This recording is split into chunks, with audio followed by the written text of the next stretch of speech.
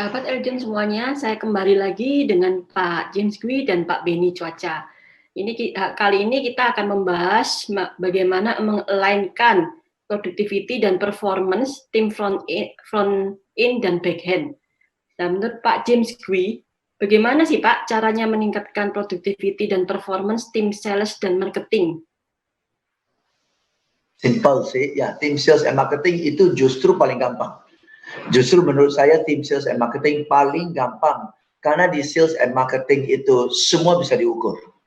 Ya, semua bisa diukur. Kadang-kadang teman-teman support and back office yang pekerjaannya cenderung lebih kualitatif dan lebih sulit diukur, ya. Jadi karena prinsip saya sesuatu yang bisa diukur bisa dengan mudah ditingkatkan.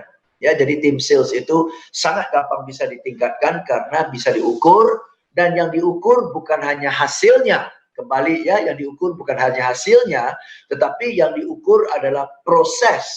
Apa yang harus dilakukan oleh orang sales itu, sales prosesnya, sehingga akibatnya dia dapat penjualan, dia bisa tutup penjualan. Dan akibatnya dengan sekian banyak closing, baru dia akan capai target. Jadi semua hitung mundur, ya, targetnya berapa, untuk capai target apa saja yang dia harus lakukan dan jumlah yang harus dia lakukan, dan kita pastikan bahwa they do what they have to do at the right amount that they need to do, and if they do those things right, they will achieve the target. Ya, jadi yang diukur bukan hanya hasil, yang diukur adalah proses-proses dalam sales prosesnya yang harus diukur, sehingga kalau sales prosesnya diukur, aktivitinya udah pas, jumlah aktivitinya udah pas, umumnya target tercapai.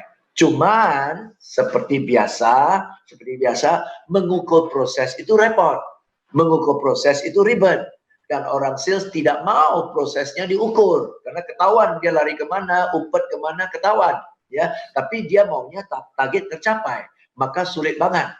Kenapa saya kasih analogi buat pabrik, ya. Mau pabrik apapun dimanapun di dunia, negara maju, negara berkembang, negara ketinggalan pun, kebelakang pun, pabriknya apa yang ditargetkan setiap hari capai.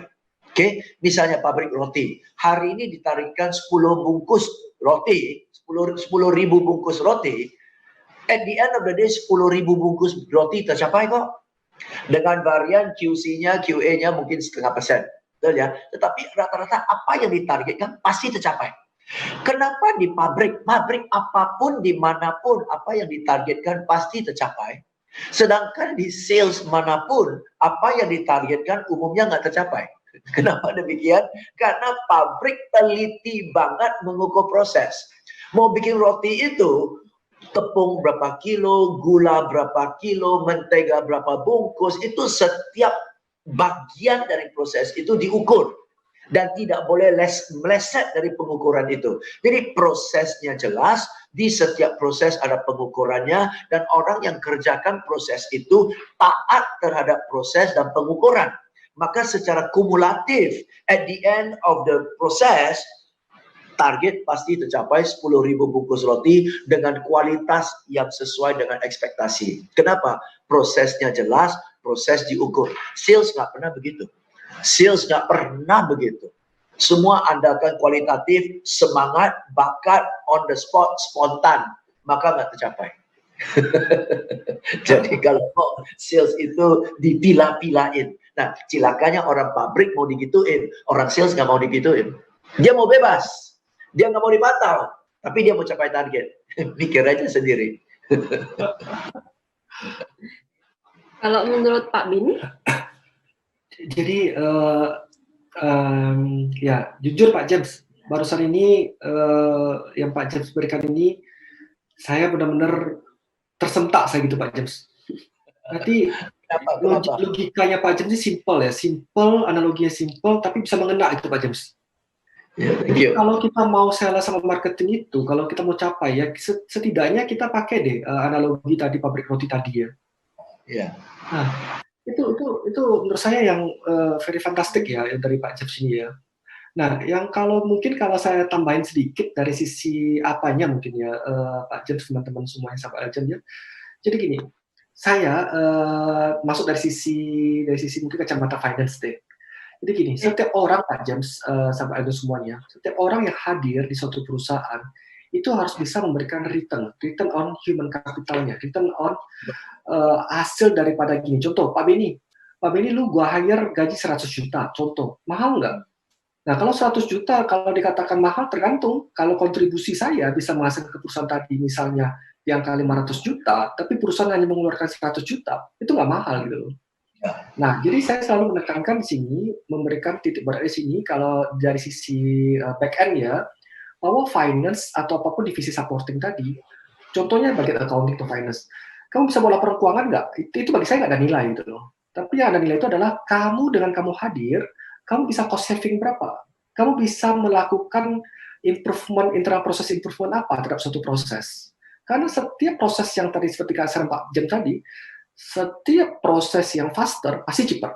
Nah, contoh konkretnya seperti ini sahabat Eljon semuanya. Contoh misalnya satu orang tim invoicing, buat invoicing itu 5 hari kerja. 5 hari kerja ini kan ada bunga banknya, ini ada cost of fundingnya, ini kan nggak gratis. Nah, bisa nggak 5 hari tadi itu kita bisa buat 3 hari, menjadi 2 hari, menjadi 1 hari gitu.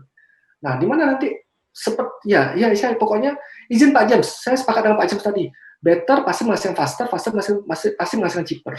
Nah, kalau dari 5 hari, bunga bank dengan 1 hari beda. Jadi kalau apa kontribusi daripada orang accounting buat laporan keuangan, itu nggak perlu. Itu human resources. Kita kan sekarang sudah move menjadi human capital. Capital itu apa? Aset. Aset itu apa? Ada return. Nah, makanya setiap orang itu yang ada di perusahaan itu, kita harus bisa memberikan kontribusi yang benar-benar real. Itu terrefleksi terhadap pertumbuhan margin ataupun pertumbuhan daripada revenue. Yes. Mungkin seperti itu sih Bu Frida. Thank you Pak James.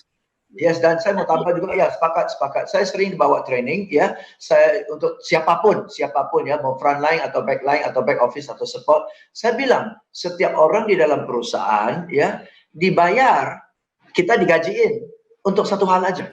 Oke, pekerjaannya bisa berbeda-beda, tapi ujung-ujung kita digajiin untuk satu hal, yaitu bantu perusahaan tingkatkan profit. Bantu perusahaan tingkatkan profit. Nah, untuk bantu perusahaan tingkatkan profit hanya 2 cara. 1, naikin omset, atau 2, turunin cost.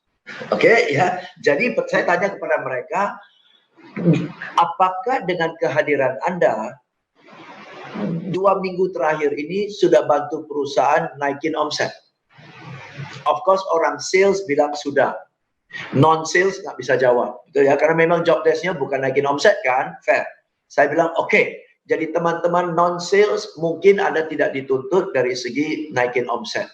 Tapi Anda juga digajiin untuk bantu naikin profit kan ya? Jadi, cara-cara satu-satunya karena tidak bisa naikin omset adalah turunin biaya dong ya? Ya, turunin pengeluaran dong ya? Oke, silakan 2 minggu terakhir ini, atau bahkanlah sebulan terakhir ini, apa usulan yang telah Anda berikan kepada perusahaan Anda supaya bisa lebih hemat? Nggak ada usulan, tapi Anda digajiin untuk naikin profit, nggak bantu naikin omset, nggak ada usulan untuk turunin cost. Kamu makan gaji untuk apa? Gua tembak begitu aja. Kamu makan gaji untuk apa? Nah, you dibayarin bukan untuk kerja. You dibayarin bukan untuk kerja. You dibayarin supaya dengan Anda kerja bisa naikin omset atau turunin cost. Nah, itu baru kerja. Jadi kalau 1 bulan ini, walaupun Anda ada kerja, Anda nggak ada upaya dan nggak ada usulan bahkan untuk naikin omset atau turunin cost. Sorry, 1 bulan ini sekerja-kerjanya gaji buta. Karena tujuan perusahaan nggak tercapai lewat Anda. You are expendable. You are a cost. Oke. Dan dalam COVID ini, Anda orang pertama yang akan dicoret karena nggak ada kontribusi, walaupun Anda kerja. Karena kontribusi Anda bukan bekerja, kontribusi Anda adalah bantu naikin profit. Dan dari dua-dua hal, naikin omset maupun turunin cost, Anda tidak berperan. Next. Kita semuanya sekaligus. Nah, sahabat Eljon, sebentar lagi kita akan membahas lebih dalam lagi di session berikutnya. Jadi jangan kemana-mana dulu ya, stay tune terus di Indonesia Business Forum.